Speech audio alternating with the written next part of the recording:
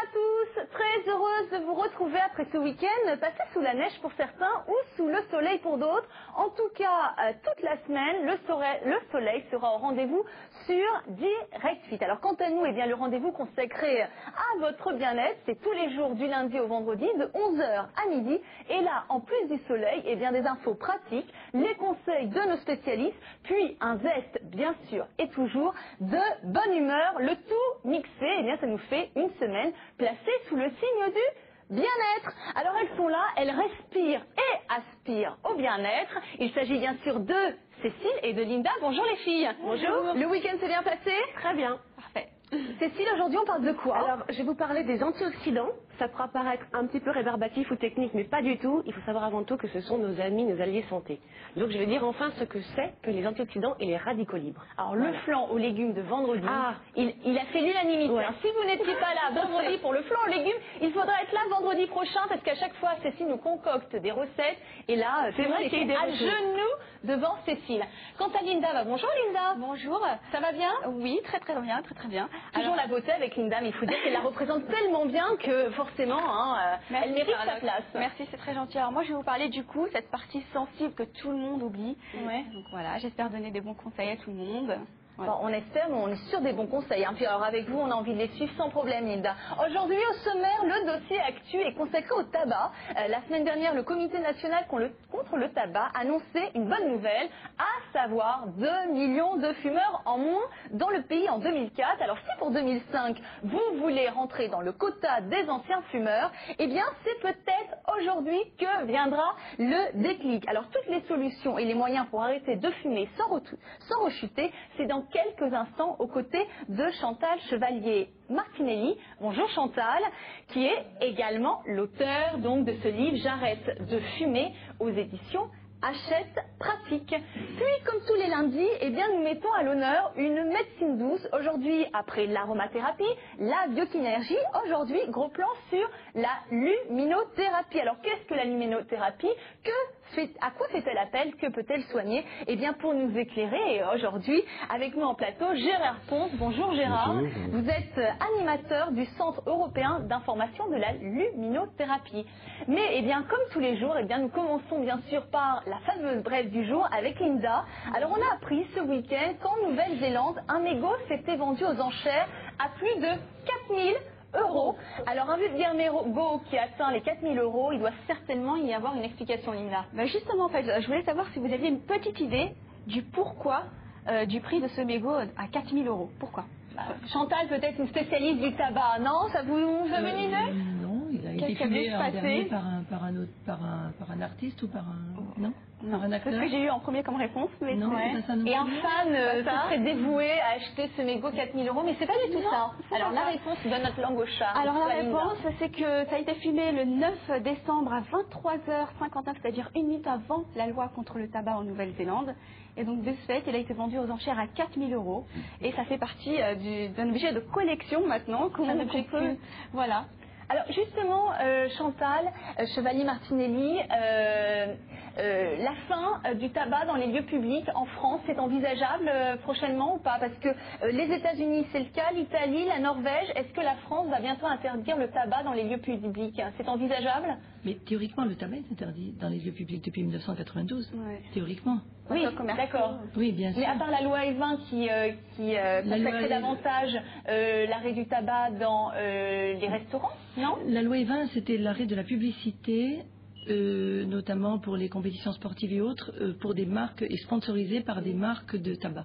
D'accord, mais quand on parle des lieux publics, par exemple, vous allez aux États-Unis, vous allez dans un bar, personne ne fume. Hein.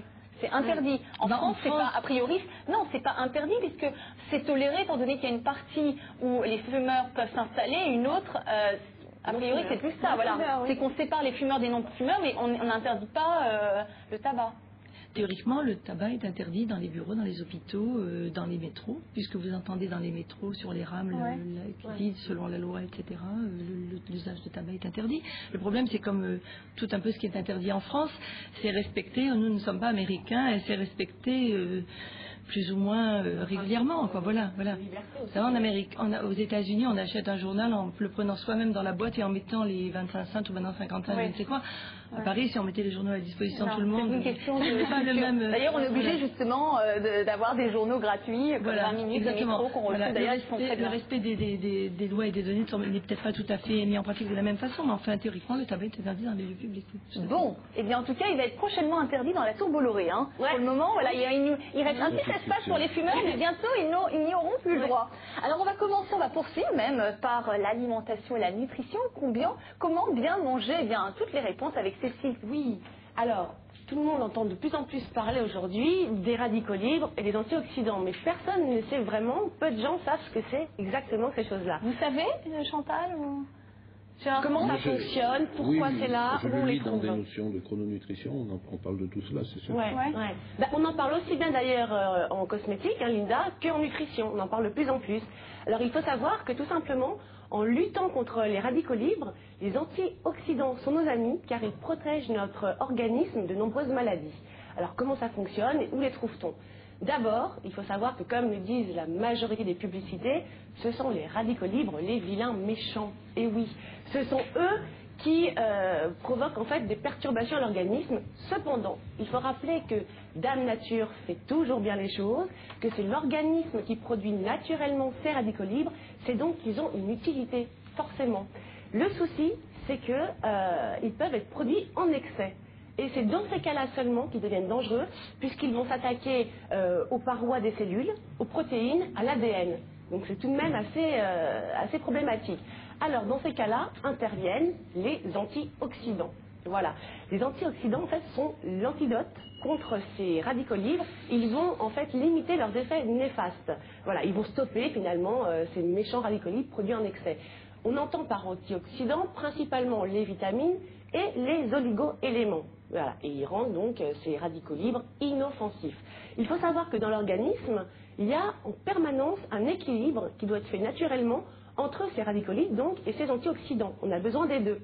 Or, le problème, c'est que parfois, il y a un manque d'antioxydants soit dû à l'alimentation, soit dû à des facteurs extérieurs, comme principalement la cigarette, qui va provoquer en fait un excès de ces radicaux libres.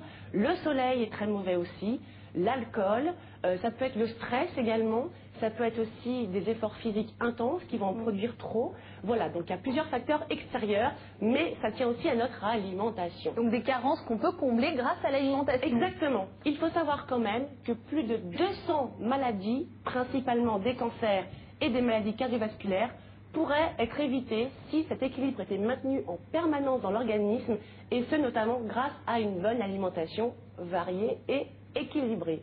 Alors, où les trouver, ces antioxydants? On les trouve principalement dans les fruits et légumes. On a la fameuse règle de 5 fruits et légumes minimum par jour, au petit déjeuner, au déjeuner, au goûter ce serait bien aussi, et au dîner. Alors pourquoi? Tout simplement parce qu'ils permettent en fait de nous protéger contre certains cancers, contre certaines maladies cardiovasculaires, également contre l'obésité et aussi contre le diabète de type 2. Voilà. Et pourquoi? Parce qu'on retrouve dans les fruits, donc ça peut être, ici on a une petite sélection, ça peut être grâce aux fibres, ou alors aux vitamines, ou ensuite aux polyphénols, et enfin aux antioxydants. Voilà, donc que des bienfaits qui vont nous aider à nous préserver de beaucoup de maux. Une petite chose à savoir, c'est que plus ils sont riches en carotène, donc comme les carottes, ou alors comme les tomates, c'est très riche en carotène, et aussi comme les poivrons, plus ils sont riches en carotène et plus ils nous protègent. Donc mettez l'accent sur les aliments, les fruits riches en carotène. Ils ont également un rôle préventif contre le cancer du sein, lorsqu'on consomme par exemple des choux-fleurs ou des brocolis. Donc ça, mesdemoiselles, mesdames, sachez que ça vous protège un maximum du cancer du sein. On ne peut pas dire que ça l'évite, mais ça joue en faveur de l'organisme. Et puis il faut savoir aussi que les fruits et légumes qui sont très riches en fibres, eux, vont nous protéger un maximum contre les cancers du côlon. Donc on va mettre l'accent sur les céréales, évidemment très riches en fibres, sur les pruneaux, on les trouve également dans les petits pois. Voilà. Sachez que 60% des Français aujourd'hui ne mangent pas assez de fruits et légumes. Il faudra qu'on fasse une spéciale d'ailleurs sur les fruits et légumes parce que voilà. on ne le répétera jamais assez, mangez-en. En plus, c'est la période, tout arrive sur les étals, sur nos marchés. Donc c'est maintenant ou jamais. C'est bon, c'est que du bénéfice. Et là, vraiment, ça fait office de médicament presque. Hein. Alors je vous en supplie, mettez l'accent sur l'alimentation et bannissez les compléments, etc., etc. Ça va être notre slogan. Hein. Voilà. C'est l'aliment, le meilleur médicament. Tous les jours on le répète, mais ça va être notre slogan. Hein. Voilà, l'aliment, le meilleur de vos voilà, médicaments. Tout à fait. Donc, les fruits et légumes, 5 par jour. On trouve également les antioxydants dans les vitamines C principalement, qui sont également dans les fruits et légumes. Donc, les vitamines C, comme celles qu'on trouve dans les oranges, mandarines, dans le citron, le kiwi, alors ça c'est aussi très riche, et également dans les choux-fleurs et dans les poivrons pour ce qui est des légumes. La vitamine C est aussi un antioxydant, donc qui va limiter les effets néfastes des radicaux libres. Elle va également favoriser l'absorption du fer. Hein, on en avait parlé, il y a beaucoup de femmes qui ont des carences en fer. Il faut savoir que la vitamine C permet de favoriser son absorption. La vitamine C est nécessaire également à la synthèse des vaisseaux sanguins et des muscles. Ça, on le sait beaucoup moins, hein, mais d'où son importance. Elle intervient également dans les mécanismes hormonaux et dans l'élimination des substances toxiques. Donc la vitamine C ou acide ascorbique, il faut en absorber, ça c'est important. Il faut savoir que si on est en carence grave, ça va développer ce qu'on appelle le scorbut, hein, qui est en fait une maladie qui va provoquer une excessive fatigabilité. On va être très très fatigué, on aura des douleurs et notamment aussi des problèmes aux gencives. Voilà, enfin heureusement le scorbut, naturellement le corps réagit en fonction des carences. Mais on le ressent. Voilà, il est de moins en moins fréquent aujourd'hui, heureusement. On a ensuite la vitamine E. On en parle souvent beaucoup moins, mais elle est aussi primordiale. Alors la vitamine E, on la trouve dans toutes les huiles. Moi, j'ai pris l'huile d'olive parce que c'est celle que je préfère évidemment. Mais on la trouve également dans l'huile de tournesol, dans l'huile d'arachide et alors aussi dans les germes de blé. Alors elle est très importante cette vitamine E car elle a un effet protecteur sur nos cellules. Donc ça, c'est quand même fondamental. L'huile d'olive, première pression à froid, bien sûr. Voilà. L'idéal, c'est toujours de mélanger les huiles. Oui, tout à fait. Parce que chaque huile a ses propres propriétés. C'est comme le produit de beauté, finalement. Il vaut mieux varier. Il faut alterner, voilà. Alors, elle intervient aussi, cette vitamine E, dans les mécanismes des procréations. Ça, on le sait moins. Et elle intervient aussi dans la synthèse des globules rouges. Voilà. Donc, manger des huiles en salade, etc. Un filet, c'est suffisant et c'est très bon. Enfin, nous avons la vitamine A ou rétinol. On entend souvent parler dans les cosmétiques du rétinol. Alors la vitamine A, il faut savoir qu'elle est présente uniquement dans les aliments d'origine animale et principalement dans le foie. Je n'en ai pas apporté parce que le foie, quand même, c'est pas terrible. Mais alors le foie est très riche en vitamine A. Mais, encore une fois, Dame Nature fait bien les choses. Donc il faut savoir que certains végétaux, eux, vont contenir de la provitamine A. Qu'est-ce que c'est que ça, la provitamine A? C'est tout simplement des substances que l'organisme va pouvoir transformer en vitamine A. C'est quand même vachement bien fait. Hein. Donc, non mais c'est vrai, c'est super. Alors, écoutez, on va mettre l'accent sur, encore une fois, le foie, mais aussi le foie gras, bon, tous les foies. L'huile de foie de morue, à jeun le matin. Voilà. Mais aussi de manière un peu plus naturelle. On l'a dans le beurre, enfin ça tout le monde en consomme, dans le beurre, dans le jaune d'œuf. Hein. Pas dans le blanc, juste dans le jaune. Voilà, donc mettez l'accent sur les vitamines A, ça c'est très bon pour la peau, pour la vision également, et puis aussi pour la croissance des bronches et des intestins. Pour finir, le sélénium. Alors le sélénium, c'est fondamental. C'est un oligo-élément antioxydant qui a une importance incroyable. Elle va en fait servir à éliminer les toxines libérées par les radicaux libres. En quelque sorte, alors, elle lutte contre le stress oxydatif. Et le stress oxydatif, c'est tout simplement lorsque on met à mal notre corps, lorsqu'on a beaucoup de pression, ça peut être juste du stress. Là, nos radicaux libres vont se libérer en excès dans le corps et vont attaquer n'importe quelle cellule. Et là, le sélénium intervient et dit non, stop. Il booste le système immunitaire et donc va permettre d'effacer ces effets néfastes des radicaux libres. Alors, on les trouve principalement, écoutez, dans les poissons. Là, vous avez une tranche de saumon, mais c'est dans tous les poissons, dans les viandes, et puis dans les asperges, une jolie botte d'asperges, délicieux en plus, dans les brocolis, dans les carottes. Là, et dans les œufs également. Là, j'insiste aussi pour l'importance du sélénium, particulièrement chez les fumeurs, chez les personnes qui sont souvent stressées, et puis chez les personnes qui subissent de plein fouet la pollution, qui sont les facteurs extérieurs, on l'a dit, qui favorisent les radicaux libres. Et enfin le zinc, qui est aussi un oligo-élément antioxydant, qui joue un rôle important dans le métabolisme des protéines, des glucides et des lipides. donc il est aussi fondamental pour notre équilibre alimentaire. Et ce zinc, nous le retrouvons également dans les viandes, dans les poissons et dans les céréales complètes. Voilà, il faut savoir qu'une carence en zinc, en fait, entraîne un retard de croissance, peut entraîner également un trouble du goût, des problèmes immunitaires, des problèmes de peau, de cicatrisation notamment. Donc je vous en prie, mettez l'accent sur les antioxydants en ayant une alimentation variée, équilibrée et avant tout saine. Évitez tous les compléments alimentaires, vous n'en avez pas besoin. Voilà. Grâce à vous, on a tout compris.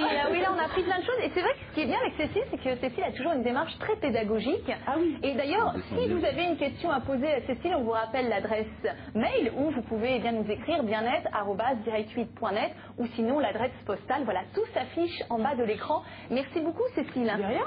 Alors, nous passons à la médecine douce qui est à l'honneur aujourd'hui lundi, c'est la luminothérapie. Gérard Ponce, animateur du Centre européen d'information sur la luminothérapie, va nous aider à y voir plus clair. Et on va commencer tout simplement par le début, tant qu'à faire. En quoi consiste la luminothérapie? La luminothérapie, c'est l'usage de la lumière pour agir sur notre organisme, pour combattre le stress, la déprime. D'accord, donc la déprime, c'est le problème que peut régler la luminothérapie. Voilà.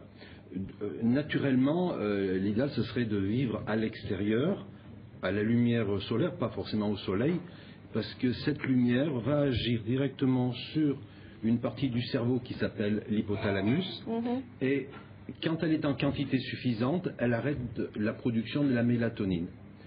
La mélatonine, c'est le somnifère qui nous fait dormir.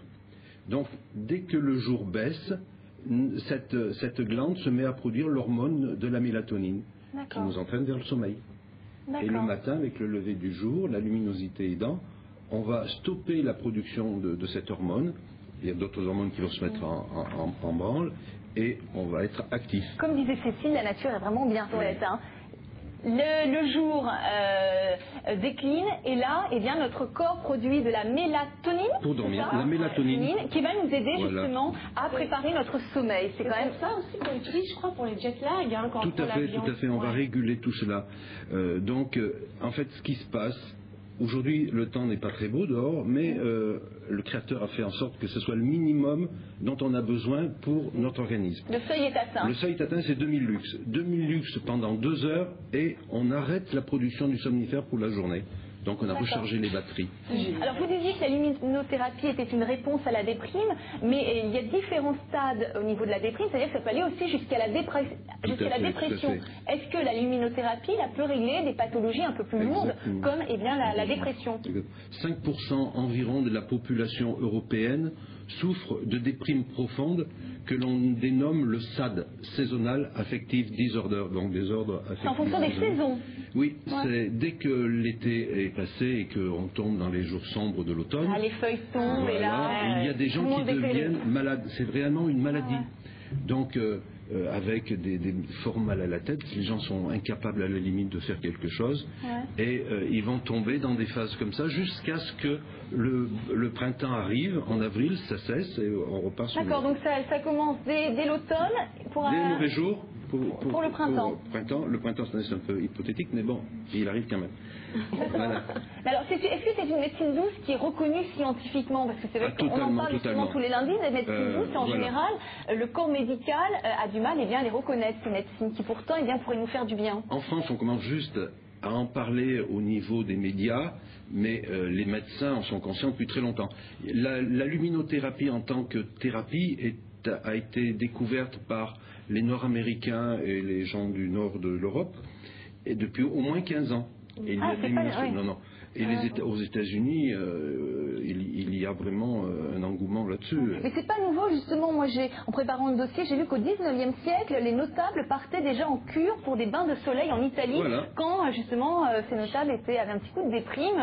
Tout à fait. Donc c'est pas nouveau. Non. Mais depuis l'Antiquité, depuis toujours, on connaît cela, on connaît les symptômes et on envoie les gens au soleil pour se remonter. Mais c'est là pour prévenir les maladies ou c'est là pour les soigner? Enfin, je suppose que ça soigne pas vraiment.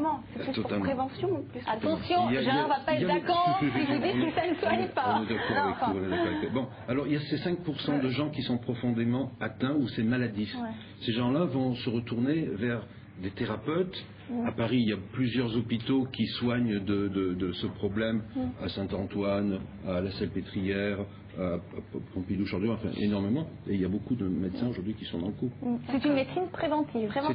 C'est une médecine qui soigne là, parce que le principe de ces gens par jour, où ils vont se mettre devant des panneaux lumineux, là j'en ai un tout petit mais qui est pour un usage plutôt domestique, et on va rester devant ce bain de lumière, on va faire une douche de lumière pour que ça agisse sur l'organisme. Et au bout d'une dizaine de jours, les gens ont retrouvé la pêche, l'équilibre, et on est reparti pour un certain temps. Pour ceux qui seraient intéressés, donc ça se fait, ces séances de luminothérapie, ça se fait à l'hôpital. Voilà, dans les hôpitaux de toute la France. Alors, ceci dit, moi je voulais savoir, ma maman, que j'embrasse, on a acheté une dans le commerce, on en trouve de plus en plus, il y a un grand panneau, et elle le fait tous les matins, une demi-heure, chez elle, dans sa chambre.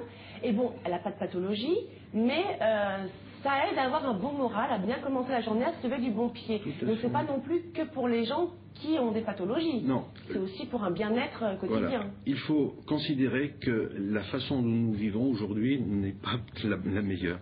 Nous passons 20 minutes uniquement par jour, en moyenne, à la lumière extérieure, qui est la quantité nécessaire qu'il faut.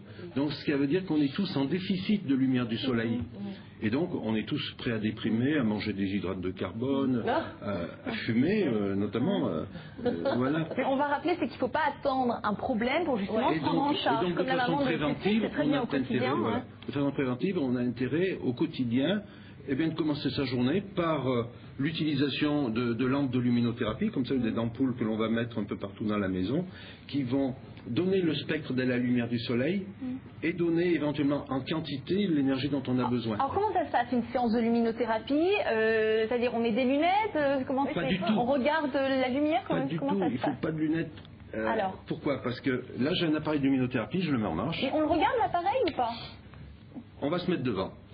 C'est pas une lumière agressive, donc même si je suis devant à la regarder, à la contempler pour regarder la forme de mon tube, ça ne sera pas dangereux. Mais ça peut être une lumière d'ambiance uniquement. On n'a pas besoin d'être... Mais il y a des notions techniques pour que ça agisse.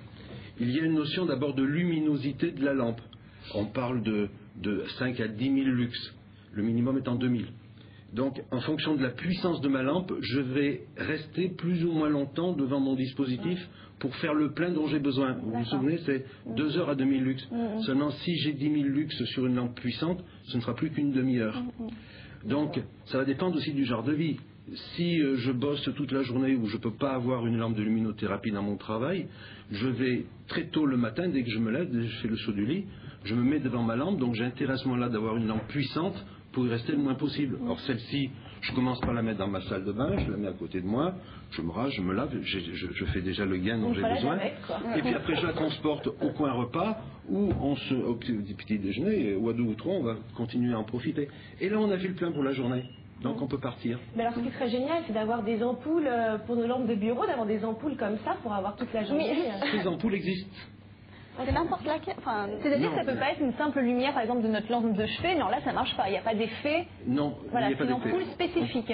Elle est spécifique en ce sens que cette ampoule, cette lampe, ou ce tube fluocompact, parce qu'en fait c'est un tube fluorescent concentré, il me donne la bonne température de couleur. Alors les températures de couleur, c'est un peu les températures le blanc de blanc qui est autour de 6000-6500 degrés Kelvin.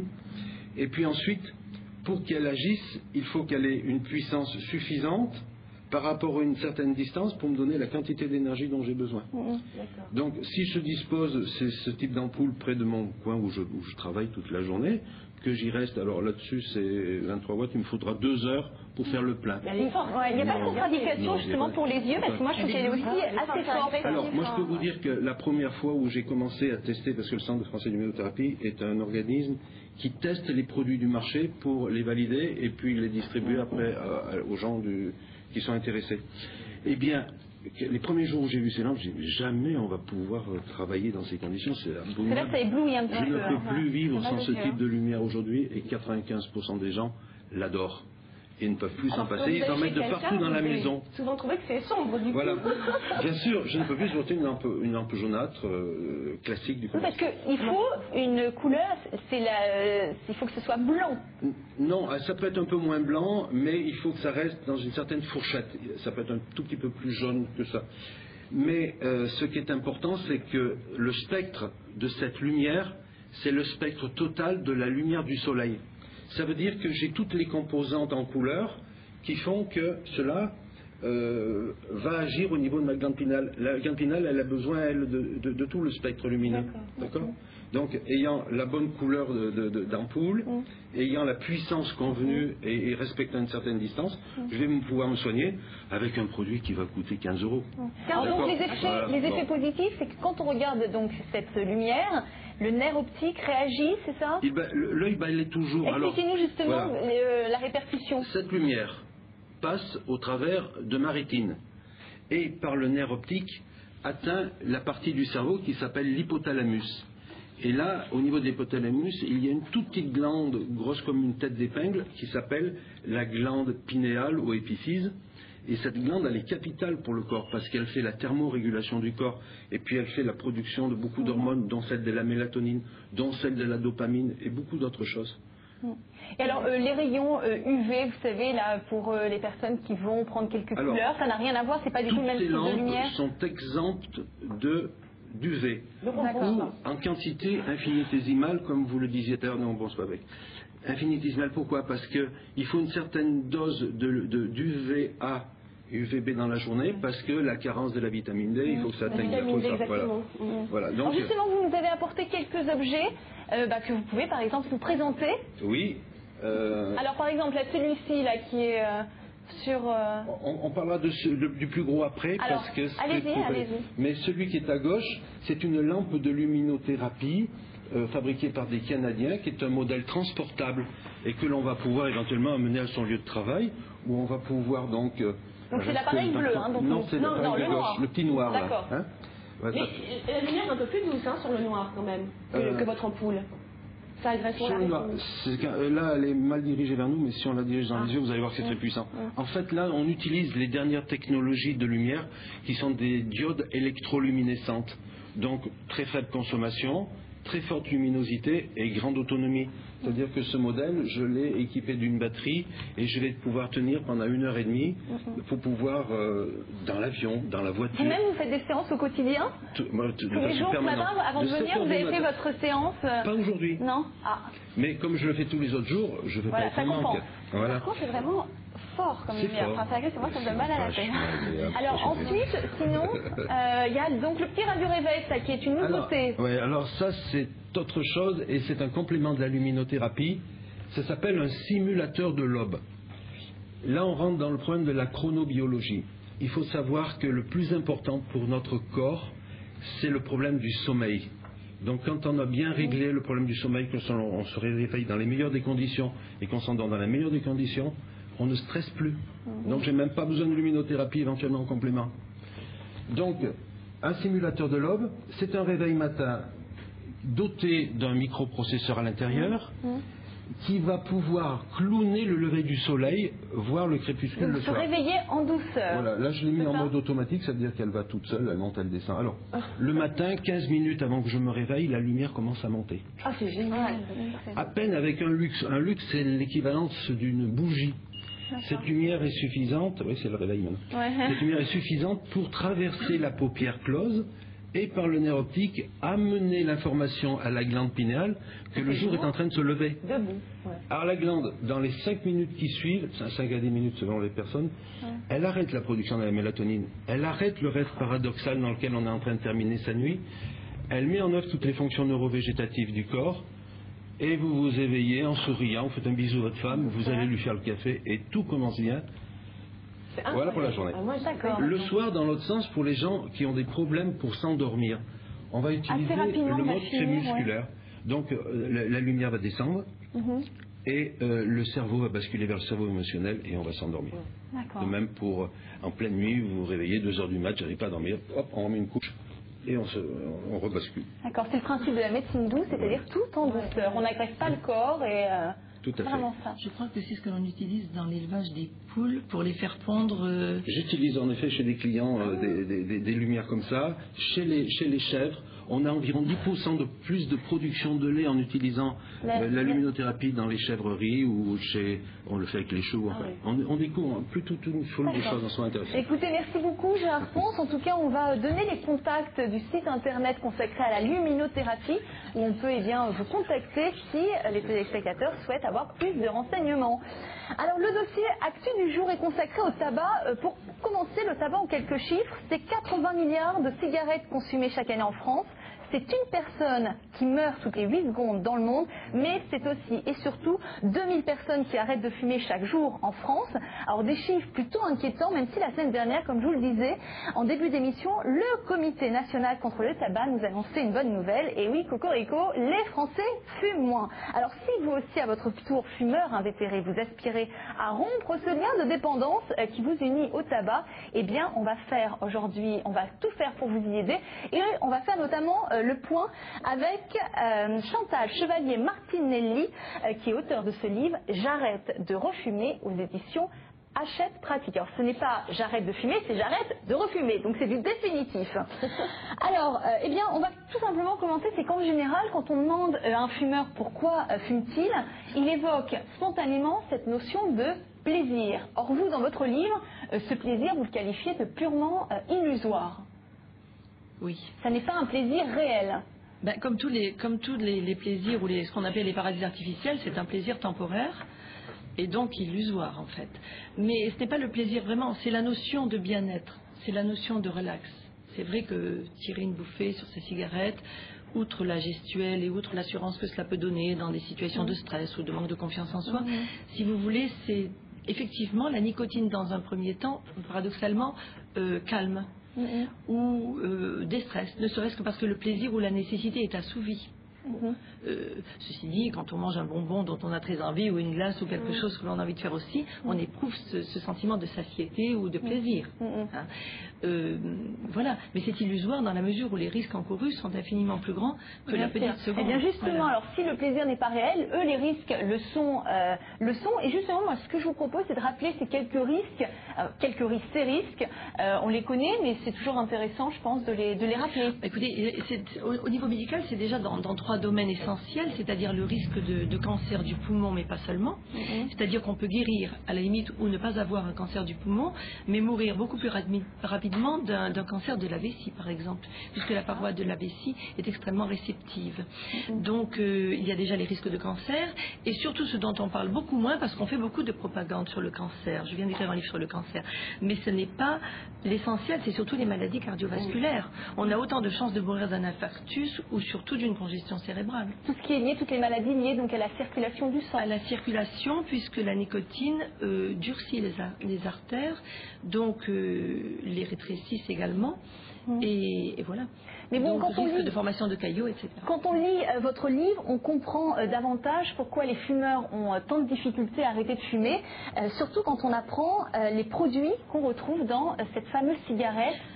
Plus de, vous disiez dans votre 4000 agents chimiques que je ne vous citerai pas. 4000 agents chimiques, dont cinquantaine reconnus comme cancérigènes. Oui, tout à fait. Parce qu'au départ, en fait, pourquoi au départ le tabac était un plaisir? C'est parce que les premiers, les Indiens qui fumaient le tabac à l'époque, n'y adjoignaient rien d'autre. C'était des feuilles de tabac roulées et séchées. Donc le tabac en tant que plante contient énormément de nicotine qui crée la dépendance.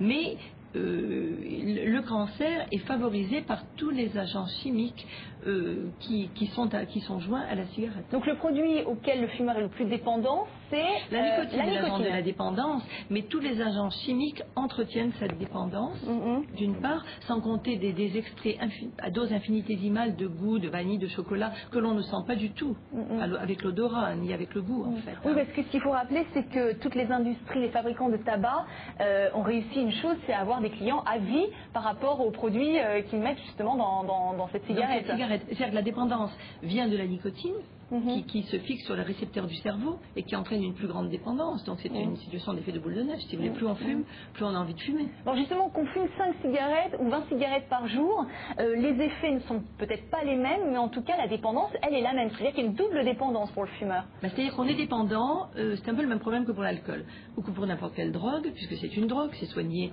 en hôpital et c'est soigné comme une drogue.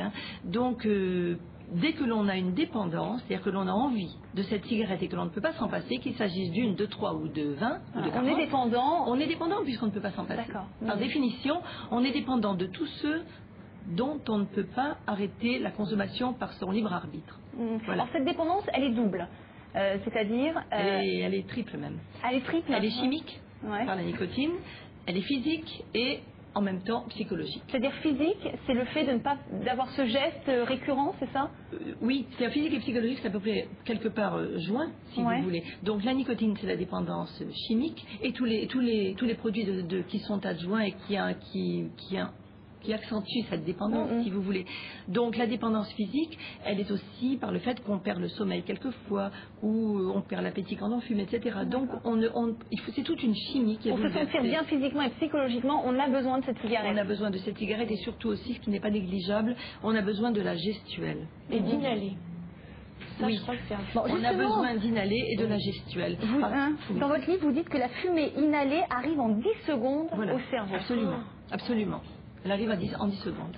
D'accord. Et alors cette dépendance dont on parle justement, qui est si néfaste pour le fumeur, cette dépendance, elle est plus forte que la volonté qu'un fumeur peut avoir d'arrêter la cigarette? Ben oui, puisque le cerveau est conditionné pour recevoir sa dose. C'est comme pour toutes les drogues. Dès l'instant où il y a une nécessité physiologique, outre le problème psychologique, où il y a une nécessité physiologique, eh bien, elle est vitale pratiquement pour certains fumeurs. Les fumeurs vraiment accros commencent à avoir des tremblements, être agressifs, voilà. Situation de manque, à perdre le sommeil s'ils ne fument pas, à être en éveil permanent, etc. Voilà. Alors pour motiver ceux qui auraient aujourd'hui un soupçon d'intention d'arrêter de fumer, que gagne-t-on concrètement à arrêter de fumer? Allez, il faut motiver les fumeurs. Écoutez, ça s'échelonne entre les 20 premières minutes et les 15 années. Ah, donc dès les 20 premières minutes, il y a des effets concrets sur notre bien-être? Dans ce sens que le rythme cardiaque reprend à peu près la normale, tout à fait, et que le taux ensuite, au bout d'une demi-heure, 45 minutes, le taux d'oxyde de carbone dans le sang diminue considérablement. Donc après les effets sur la toux diminue au bout de 2 ou 3 jours, sur le souffle. La peau sur la peau, c'est encore un peu plus après, parce que ça met plus longtemps à se détériorer. Mais déjà, tous les fumeurs qui souffrent de la toux du fumeur le matin, qui expectorent, qui ont des bronchites chroniques ou de l'asthme quelquefois, etc. Donc ensuite, c'est les syndromes de bronchiques, etc. Et ensuite... Tout ce qui touche donc au niveau de la sphère respiratoire. Voilà, d'accord, absolument. De manière pratique aussi, et à très court terme, il y a l'haleine. Oui. Mais il y a la laine, il y a le teint jaune, il y a la peau, il y a le fait que l'on retrouve le goût après 48 heures. C'est-à-dire qu'il n'y a le pas goût de et le plaisir de manger. Donc. Il n'y a pas de fatalité, c'est-à-dire que même si on fume depuis 20 ans, les bienfaits, on peut les ressentir, même si on fume depuis 20 ans, il n'y a pas de fatalité. On peut ressentir les bienfaits, mais l'organisme ne sera pas atteint de la même façon. 20 ans, c'est un peu long. Alors vous, dans votre livre, justement, pour ceux qui veulent arrêter de fumer, la première question qui pour vous est cruciale, c'est déjà pourquoi fume-t-on? Et surtout, vous en parlez à plusieurs reprises dans votre livre, pourquoi un fumeur accepte-t-il de payer pour se détruire? Ah oui, mais c'est le cas pour toutes les drogues, en fait. C'est la question que je me suis posée pour écrire ce livre. C'est pourquoi, sachant comme on est bien informé dans notre société actuelle, je veux dire, étant parfaitement informé dans toutes les couches sociales d'ailleurs, pourquoi est-ce que, vu le prix du tabac actuel, il y a encore des gens qui dépensent le prix presque d'un repas, etc., ou de bien d'autres choses, pour se détruire, puisqu'on en connaît maintenant parfaitement les risques. Donc on pourrait penser qu'à partir du moment où on a connu les risques, les gens allaient arrêter de fumer, éteindre leur dernière cigarette, disent voilà, je me fous en l'air, ça me coûte très cher en plus de ça, et surtout ça coûte très cher à la société. Mais ceci dit, moi j'ai l'impression qu'il y a de moins en moins de gens en France qui achètent leurs paquets en France. En revanche, oui, tout à fait. Les gens qui fument autour de moi, ils ont des paquets polonais, des paquets marocains, thaïlandais. Donc le prix du tabac, c'est pas le remède miracle. Le remède miracle, c'est d'avoir la volonté, compte tenu des conséquences, d'arrêter. Parce qu'il y a les conséquences personnelles sur sa santé. Ça, c'est le point de vue égoïste, je dirais. D'accord? Je me fous en l'air, j'aurais l'air etc., démolie, je risque un cancer, je risque une crise cardiaque à long terme. Il y a aussi les conséquences pour la femme, et pour la femme enceinte notamment. Voilà, et justement les femmes qui sont de plus en plus à fumer. C'est ça, donc il y a de moins en moins de fumeurs, mais paradoxalement, il y a de plus en plus de femmes. Et le risque encouru, et surtout pour les populations de femmes qui risquent des cancers du sein notamment, et d'autres cancers. D'accord, l'association avec la grossesse ou avec en tout cas la pilule, ça c'est vraiment les jeunes, les filles fument maintenant autant que les garçons si c'est pas plus. Donc les statistiques sont plus négatives, plus catastrophiques pour ce qui est des filles. Déjà, d'une part, elles ont plus de mal à arrêter. Une femme a beaucoup plus de mal à arrêter une drogue, quelle qu'elle soit, qu'un homme. Il y a aussi la question du poids. Justement, on va y revenir. Juste avant, si vous êtes fumeur, eh bien, juste le temps pour vous de vous poser cette question. Pourquoi vous avez commencé à fumer? Et on se retrouve tout de suite après ce spot de sensibilisation. Depuis qu'il travaille dans cette entreprise, Luc a fumé 75 432 cigarettes dans ce bureau. 14 757 à la cafétéria. 52 858 dans cette salle de réunion. 7 353 dans l'ascenseur. 6 432 à la photocopieuse. Au total, Luc a fumé 156 832 cigarettes. C'est beaucoup. Surtout pour un non-fumeur. Alors concrètement, quand on voit justement ce spot de sensibilisation, on a envie d'arrêter, enfin j'espère en tout cas. Concrètement, quelles sont les solutions qui sont proposées dans les centres de tabacologie? Alors ce que je propose, c'est de nous donner les points forts et les points faibles pour chacune des solutions. Par exemple, on peut commencer par les substituts nicotiniques. Oui, mais Charlotte, si vous permettez, je voudrais revenir sur un autre point. C'est qu'il y a des tests. C'est-à-dire que le fumeur ne peut arrêter que quand il connaît les raisons de sa dépendance. Or ça, on en parle assez peu. Il y a un test qui est fait par tous les tabacologues et même les médecins généralistes. D'ailleurs, vous proposez des tests dans votre livre. Voilà, j'en ai fait, oui, il y en a 4 en fait. Donc il y a le test qui est proposé partout, qui est le test de dépendance, qui évalue à quel degré vous êtes dépendant. C'est-à-dire combien de temps se passe entre le réveil et la première cigarette, etc., etc. Le deuxième test est un test de conditionnement, c'est-à-dire dans quelles circonstances est-ce que vous avez envie d'allumer votre cigarette. Le stress, le plaisir, l'attente d'un bus, après une engueulade, après bon. C'est un travail en amont. Voilà, c'est un travail ils sont très très détaillés et qui envisagent tous les cas de figure. Le troisième test est un test pour évaluer le degré de dépression et d'anxiété. C'est-à-dire est-ce qu'il y a à la fois dépendance due ou entretenue par une anxiété. Auquel cas, on conseille de voir un tabacologue qui va vous orienter aussi sur un psychologue ou sur un psy. Parce que quand même, tous ces phénomènes sont très liés. Toutes les dépendances sont liées aussi à un facteur d'anxiété. Et le quatrième, enfin, il est le plus récent, il a été fait par des tabacologues, et c'est le test d'évaluation aux chances du succès au sevrage, c'est-à-dire la motivation profonde, etc.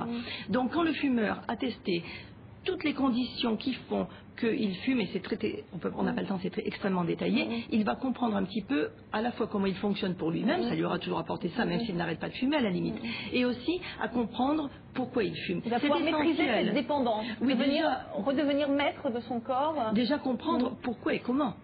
Déjà. Donc ensuite les solutions. Alors voilà, les solutions par exemple, les substituts nicotiniques, bienfaits et méfaits. Les points forts, les points faibles. Les méfaits, tout dépend de comment chacun les accepte. Si vous voulez, comme tous les traitements, et on peut dire les méfaits de l'aspirine aussi bien que des tests nicotiniques. Bon, ils fonctionnent, pas un test, les patchs, pardon. Donc les substituts nicotiniques sont présentés sous forme de patch transparents et invisibles que l'on fixe sur la peau comme certains traitements maintenant. Donc ils remplacent par voie cutanée une dose de nicotine qui est choisie selon ce que le fumeur consomme dans la journée. Donc il y a différents dosages. C'est un arrêt progressif, c'est ça? Oui, voilà. Alors là, il reçoit le tabac, mais il n'a plus la gestuelle, il n'a plus la dépendance gestuelle, ce qui est très important. Ensuite, c'est sous forme de pastilles à sucer ou à mâcher, qui remplace aussi le côté buccal, si vous voulez. Alors justement, ce côté buccal, il est notamment remplacé par les cigarettes sans tabac. Ça, c'est aussi une autre solution. Ça, c'est la gestuelle. Les cigarettes sans tabac, c'est le côté de tirer sur ces cigarettes, quoi. Donc, c'est vendu en pharmacie, entre autres. Ce sont des cigarettes qui sont faites de plantes grillées, mais qui ne contiennent pas de nicotine. Alors, tous les lundis, on met justement à l'honneur la médecine douce. La médecine douce peut être aussi une réponse aux fumeurs qui malheureusement, moi je déplore qu'on n'en parle pas suffisamment, mais les médecines douces, notamment l'acupuncture, donnent des résultats excellents, dans ce sens que l'acupuncture va agir sur les centres de la dépendance, ou qui entretiennent une dépendance. Et j'ai connu personnellement des résultats extraordinaires avec l'acupuncture. Bon, l'acupuncture n'étant pas sponsorisée par les laboratoires, on met plutôt l'accent sur tout ce qui est patch, substitut, et sur un médicament dont on n'a pas encore parlé qui s'appelle le Ziban, et qui est aussi un anxiolytique ciblé notamment pour les gens qui veulent arrêter de fumer. Cécile parlait du poids, justement. En général, c'est la raison... pour les femmes, c'est un peu... Dans votre livre, justement, vous dites que 30% des personnes ne prennent pas de poids. C'est pas systématique, donc, la prise de poids. Ce n'est pas systématique, mais certaines compensent un plaisir par un autre, c'est-à-dire par la gourmandise ou par autre chose. Il y a aussi le fait de tirer sur sa cigarette, qui va être... On aura envie de mettre quelque chose à la bouche. Oui, alors c'est un combat sans fin, moi je trouve, parce que d'un côté, l'État crée des pubs pour encourager les gens à arrêter de fumer, et d'un autre côté, on ne fait rien pour arrêter la vente du tabac, au contraire, ça rapporte beaucoup d'argent. Alors comment faites-vous pour avoir le courage l'État, il y a des taxes, et l'État forcément est intéressé. Le tabac rapporte 10 milliards d'euros, et il coûte 10 milliards d'euros. Oui, voilà. Donc, en fait, ça entretient oui, voilà. Donc, oui. 10 milliards d'euros à la Sécu. En fait. Ben, si, il y a une fin, c'est que quand même la personne a son libre arbitre. Et quand on fout sa santé en l'air, sa durée de vie et celle de son entourage. Ce qui est quand même assez curieux, c'est qu'une mère de famille qui attend un bébé risque un avortement, une naissance prématurée, un handicap lourd, quelquefois si elle est vraiment très fumeuse, pour son enfant, et que malgré tout, des femmes continuent à fumer pendant leur grossesse, malgré le suivi du médecin ou du gynécologue, etc. J'ai une question. Il y a de plus en plus de gens aussi, je crois que c'est lié au prix du tabac aujourd'hui, qui se mettent à acheter du tabac à rouler et qui roulent leurs cigarettes. Est-ce que c'est aussi notice? Pareil, le tabac à chiquer, le tabac à rouler, c'est exactement pareil. Et les cigarettes light, légères justement, plus légères, ont absolument les mêmes dangers, du fait que quand on reçoit moins de nicotine, on fume plus. On en consomme davantage. Alors en fait, c'est encore tout un vice de l'industrie du tabac, c'est que ça leur fait encore faire plus de ventes. Voilà. Donc le bénéfice va toujours du même côté, si vous voulez, comme d'habitude, dans ce genre de choses. Merci beaucoup, Chantal Chevalier-Martinelli. Je rappelle votre livre J'arrête de refumer aux éditions Hachette Pratique. Donc vous retrouverez bien sûr dedans toutes les réponses à vos questions et notamment ces fameuses thèses dont vous nous parliez, à savoir pourquoi avez-vous commencé à fumer, pourquoi vous fumez. Voilà un moyen de mieux se connaître et de mieux connaître pourquoi son lien au tabac. Voilà, tout simplement. Merci beaucoup Chantal. Nous passons à Linda et à la beauté. Aujourd'hui, nous parlons du cou.